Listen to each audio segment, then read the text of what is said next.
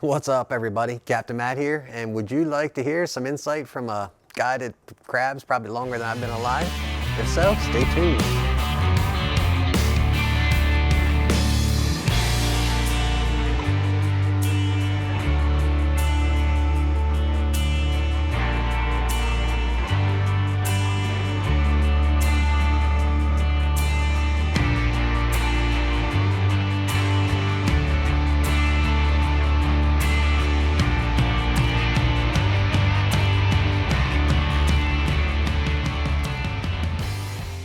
If you watch any of my other videos in the Ultimate Crabbing series up here, it goes over crab pots, crab traps, trout lines, hand lines, you name it, it goes over it if you can use it to catch blue crabs in Maryland. Then you've probably heard me refer to Captain Bruce quite often. So again, I'm not sponsored by Captain Bruce, just a guy I used, years, 5, 10, 15 years prior to me even thinking about making any videos like this. I actually asked him if he'd like to partake in any of his videos, and he actually declined, but he did allow me to record a conversation we had, just looking for feedback. So I did a lot of research. Obviously I presented a lot of my own opinions, but I also gathered opinions from other fellow crabbers and people in the business. So I had this audio conversation from Bruce. I kind of edited it up. I apologize that the quality's not that great. Wasn't really my intent to take the audio and make a video out of it, but it actually turned out decent. There's just some interruptions here and there. I added in some scenery from drone footage I took over the winter of some cool crabbing locations. And in the description below, you'll see markers just going over different topics that Bruce talks about. And this one's going to be about crab traps. So if you want to skip to a certain part and hear a certain piece, just look down in the description. You'll see time markers. You click them, it should just skip you right to that section of the video. So without further ado, let's roll that audio. All right. Now the topless traps came about back maybe 20 years ago when I had a 12-foot Montgomery Ward Sea King boat that my dad bought me. I was probably, 15, 18 years old or something like that. Back in the day, crabbing the Bush River. I had 30 traps. Back then, it was a big old four-door box traps. To the top. And when I stacked them up, I had to actually stand up in the boat to be able to see. There was just not enough room for those traps. So I started playing around and experimenting and took the tops off of the box traps and started playing around with them. And I noticed that they would stack inside each other. And then the problem was they didn't stack inside each other very well because they were square. So then I had to figure out, well, the top's got to be bigger than the bottom. So I put a taper on it between top and bottom. And it was just experimenting, just taking wire and bending it by hand and all that kind of stuff.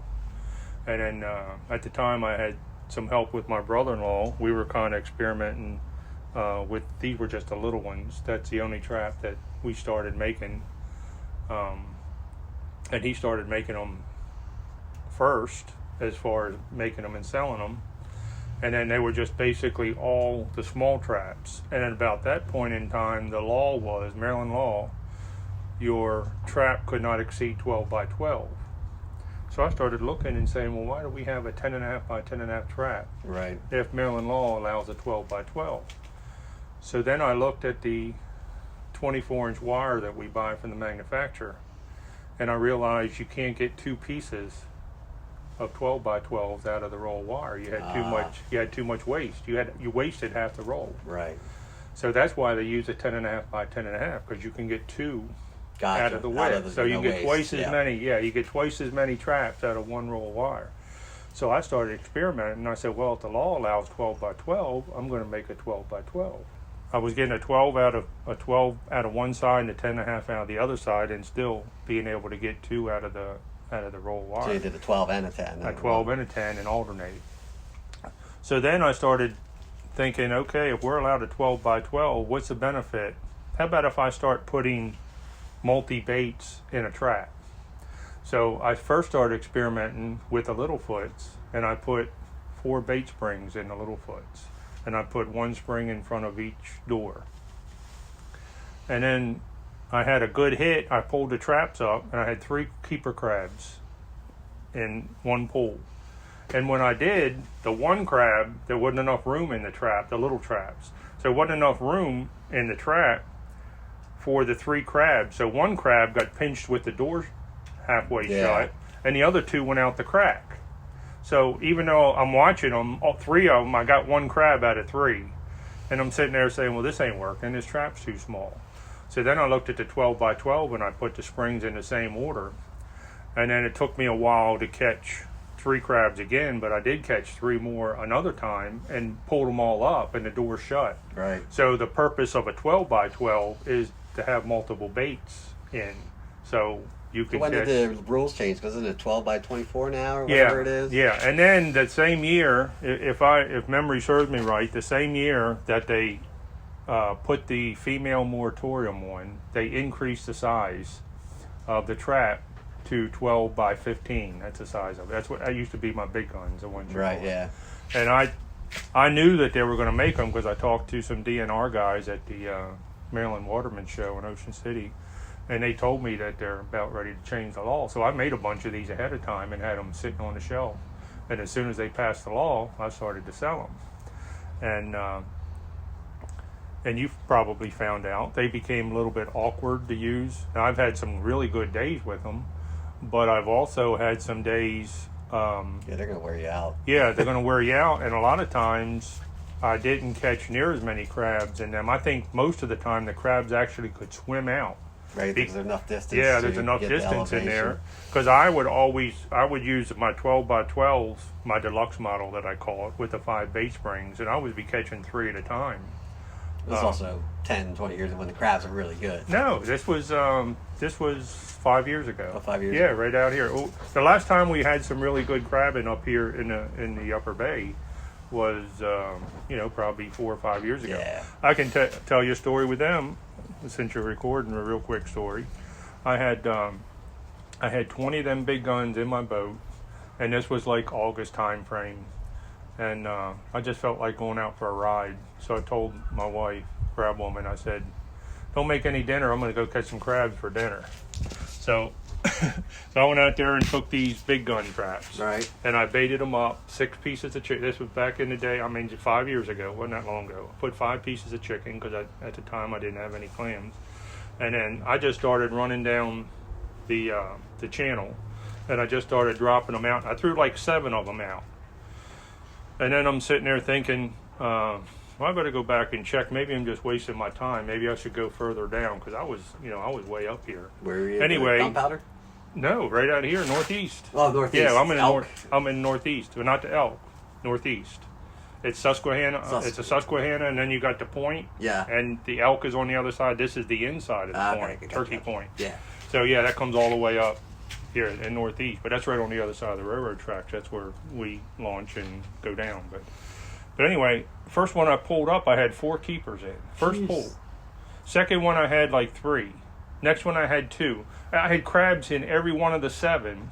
So I finished putting 3 more crabs out, and I ran them 3 times, just all 3 times. I was only out there 15 minutes, 20 minutes.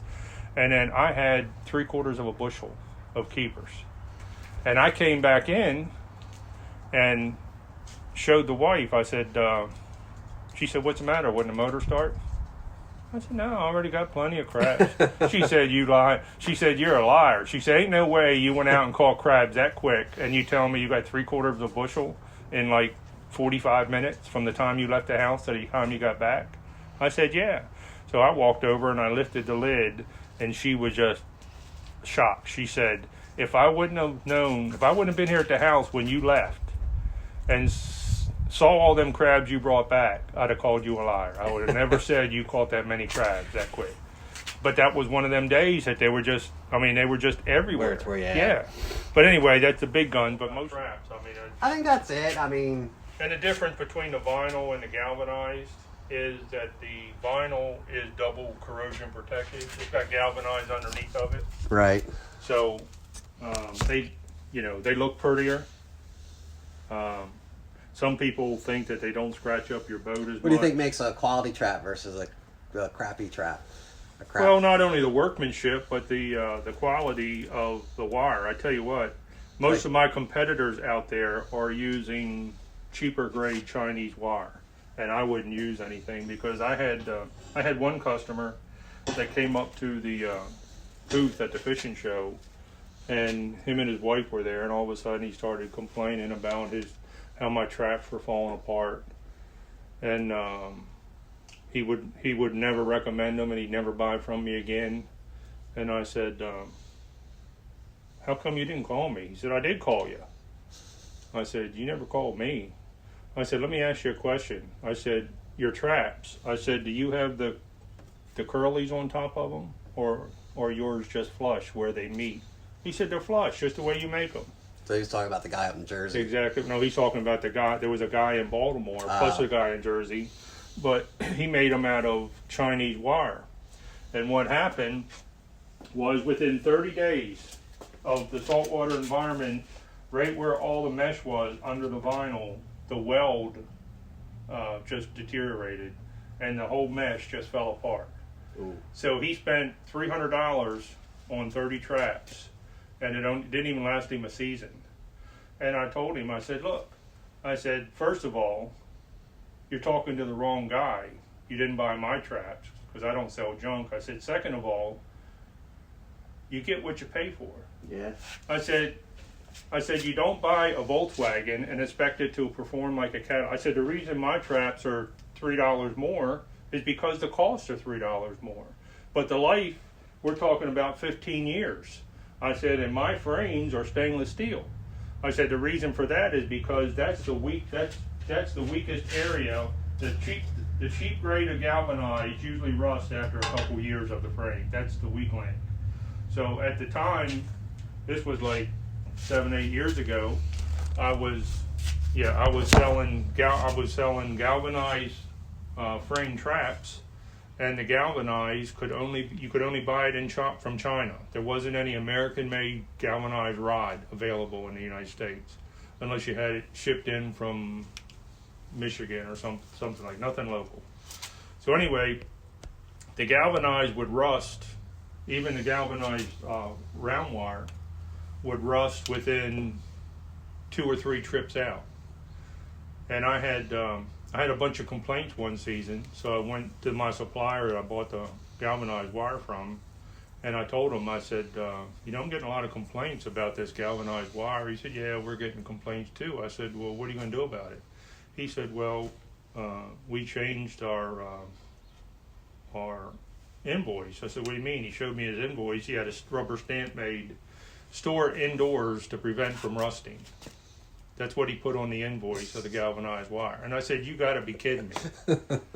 I said, this stuff goes into the saltwater environment of the Chesapeake Bay every day because we make crab traps out of it, and that's how you're going to solve the problem. I had a big order.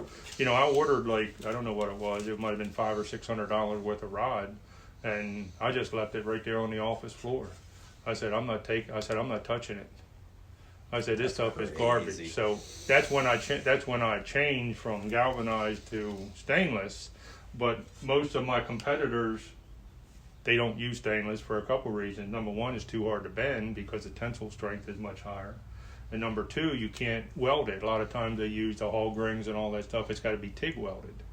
And most people don't know anything about TIG welding. So it's you weld? I remember. Yeah, I was reading on the crab Yeah, before. these are all tacked. That's all welded. Versus Yeah. some of the guys use Yeah, this. and that's the reason for that. But like I said, when you get into the mesh basically is the American-made crab pot wire. The Riverdale stuff that I use, that's what it's called, crab pot wire. It's actually made for the saltwater environment, and the galvanized is standard. And then what they do is they take the galvanized and dip it and make the vinyl out of it. So, you're looking at, for the most part, it could be 10, 15 years. I've got traps that's almost 20 years old, and the only thing that they have is from some of the old original rust on the frame, but the wire stuff is good, so there's nothing wrong with that. And compared to like a Foxy trap, Yeah, Foxy trap is a joke because they basically copied what we had. We had our topless traps out. It's all just cheap metal. 5-7 years before Foxy even started copying them. Right. And back when I went to, when I started making the Bigfoot and the big guns, I went to get them patented.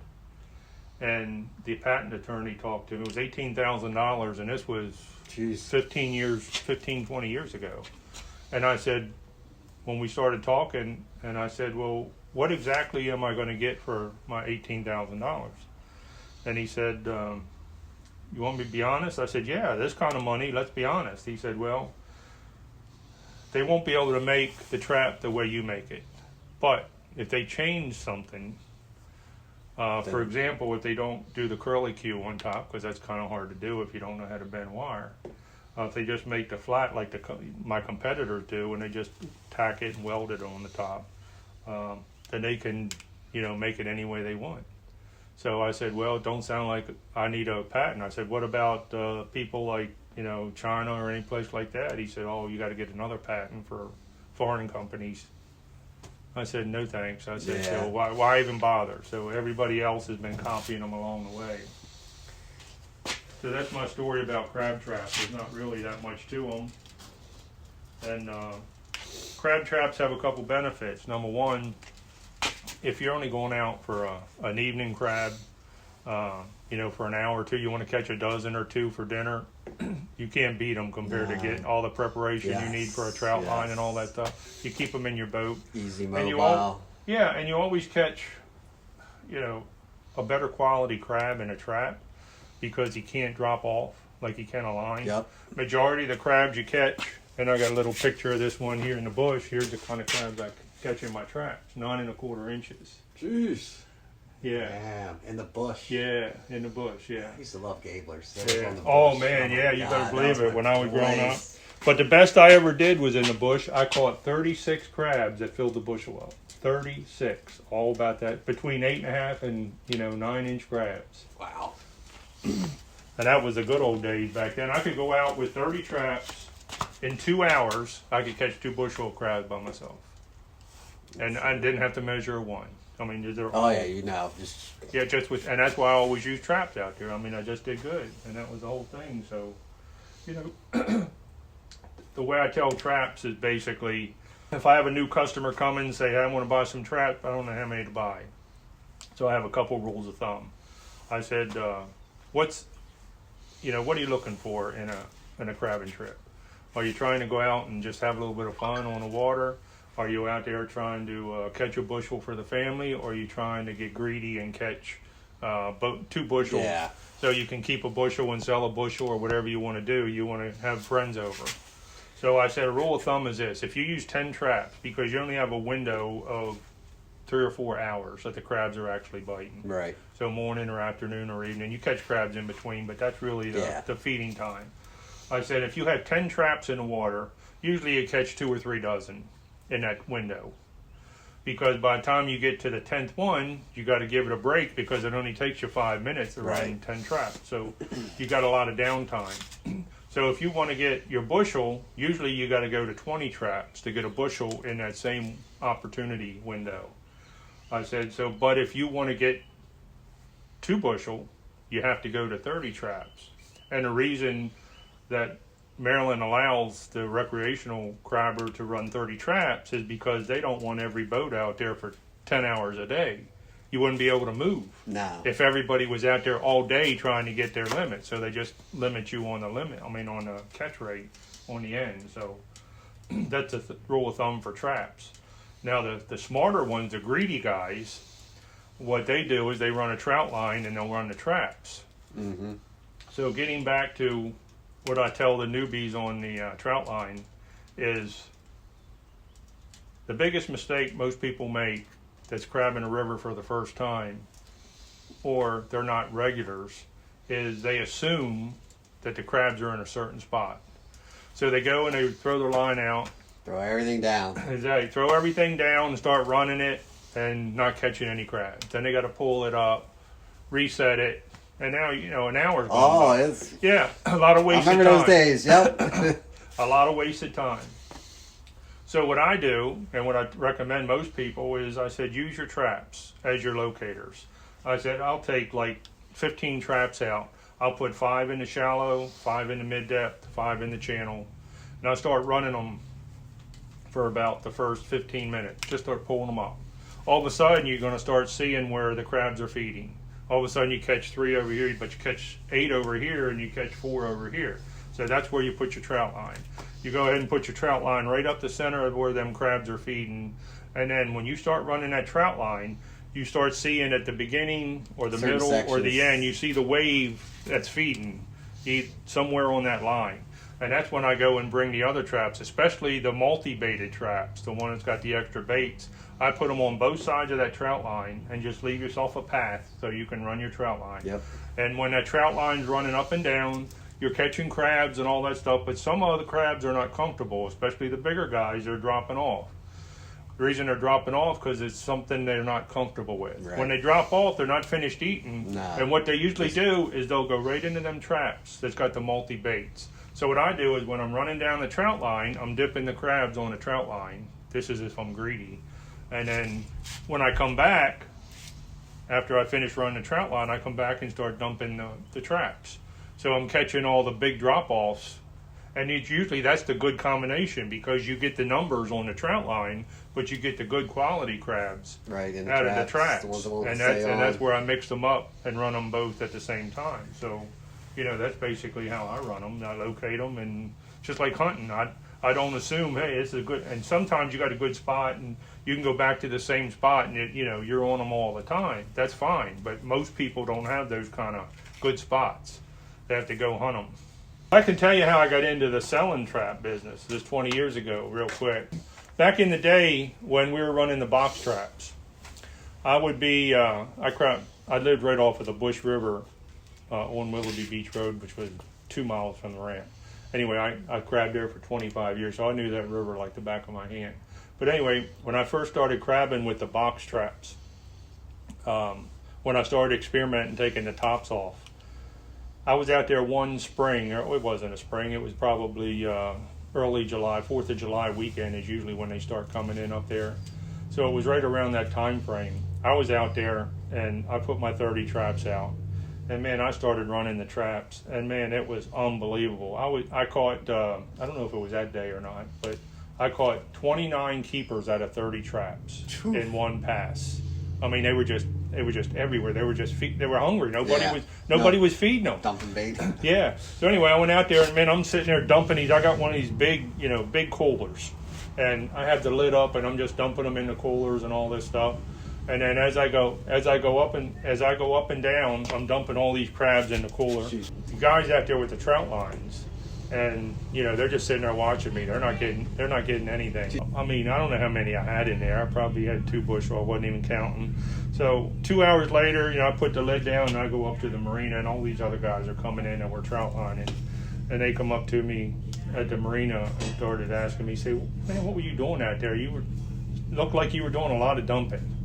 I said I was, man. They said, come on, man. We got like 6 crabs. Another guy got like 9 on the trout line.